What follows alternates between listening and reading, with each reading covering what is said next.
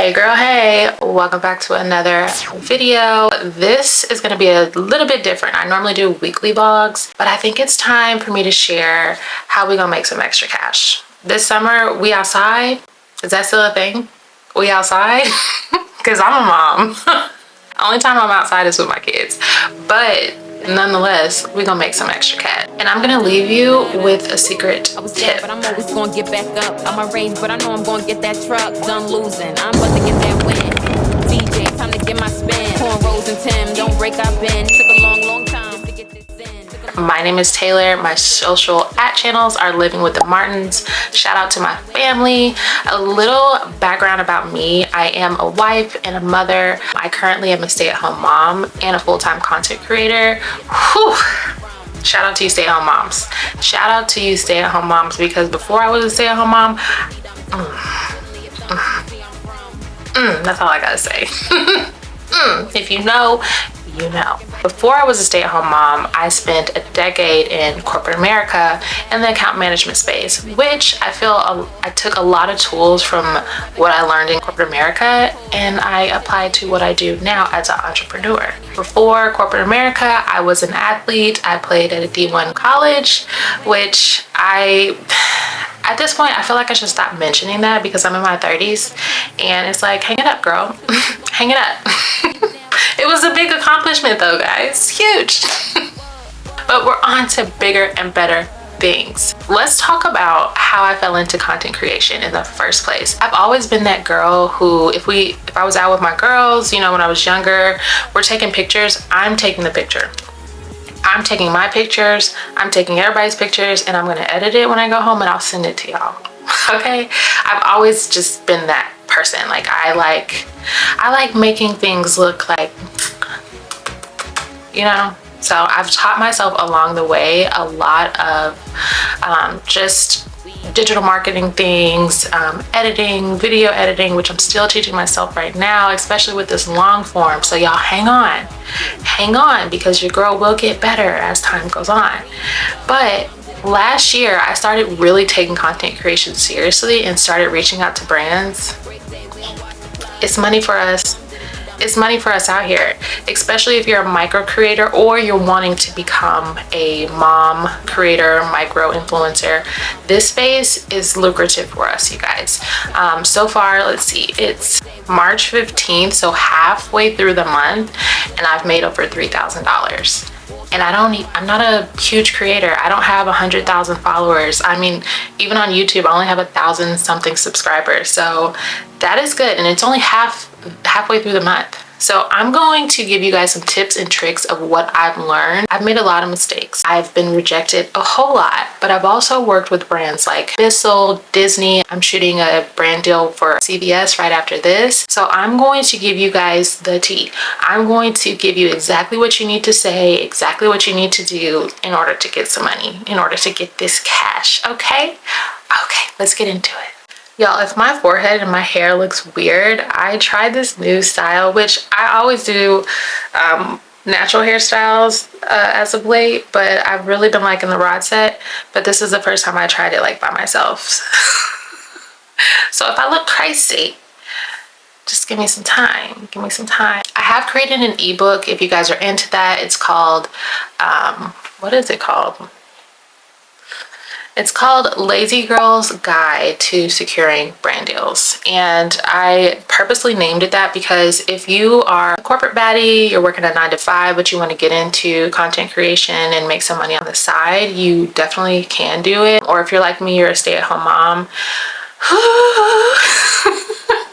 and you want to do content creation and mom influencing on the side, you definitely can. If you are like me though, you will definitely need some patience, but Lazy Girl is very on brand.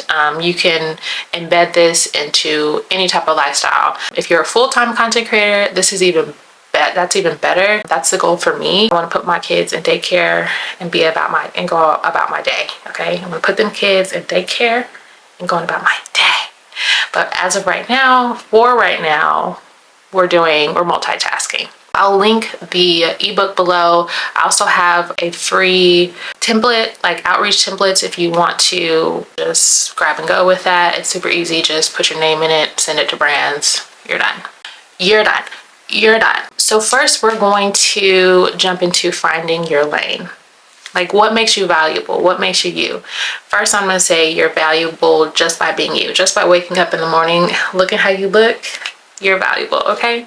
We want to figure out what easily makes you, shine. What comes to you easily? For me, it was being a mom.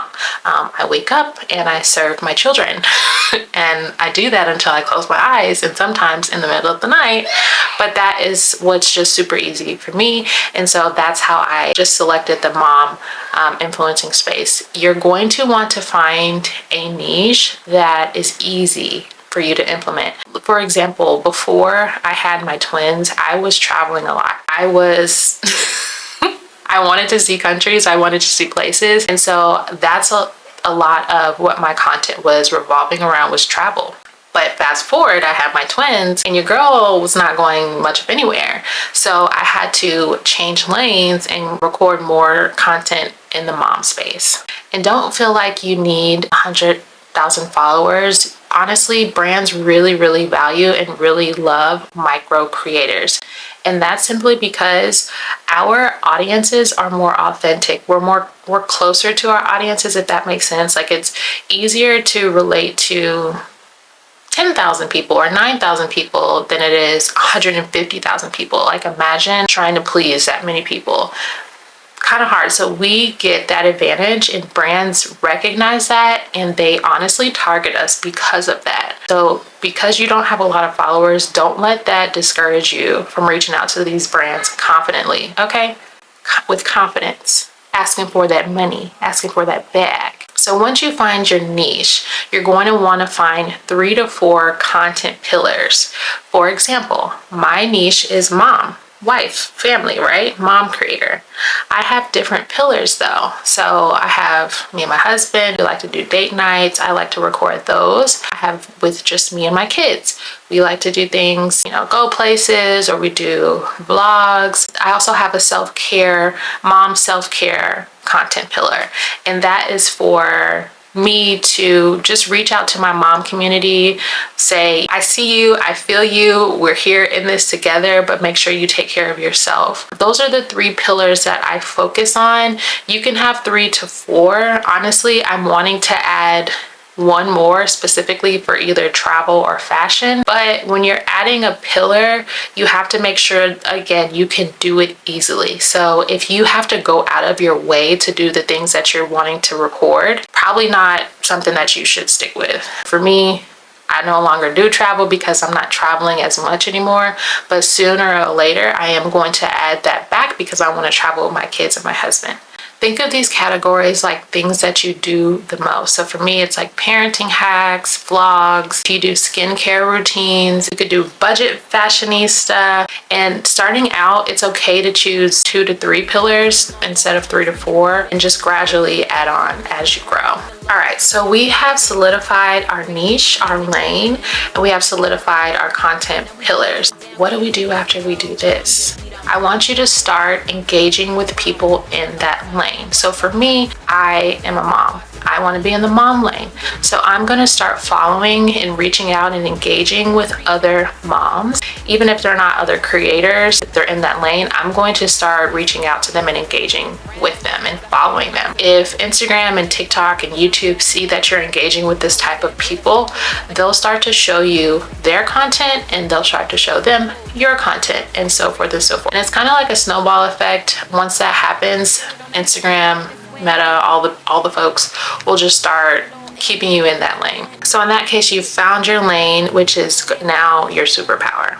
Once you start building engagement and traction in that lane, then you can start reaching out to brands, which we'll get into in a deep dive on another video. But we want to make sure we have our ducks in a row before we start reaching out. And I'm going to leave you with a secret tip. If you want to start working on your video editing, you want to start working on just how to put yourself out there, start in UGC. UGC is user generated content. It's basically videos that you create for brands, but you don't have to post on your own social media. This is how I started out. It's less embarrassing, it's less cringy because you don't know the people who are gonna see your video. So if it sucks, like my UGC videos, when I look back, they were terrible. Like the lighting was terrible, and this is me grading it, of course, but the lighting was bad in my opinion. Quality wasn't all that great. I didn't know what I know now, but my audience didn't have to see that because I don't know who sees that. Maybe some people in Japan. I don't know. But it's an easier way and less cringy way to practice your video editing skills. You guys, I hope this was really helpful. We are going to deep dive into so much more. Next, we're going to get into media kits, how to slide in brands DMs or emails. We're going to get into negotiating your rates. We're going to get into all of that. So stick around. If you haven't subscribed, please like, subscribe. Let's grow this channel together. Let's make some money. Okay? Together. And I'll see you guys next time. Bye.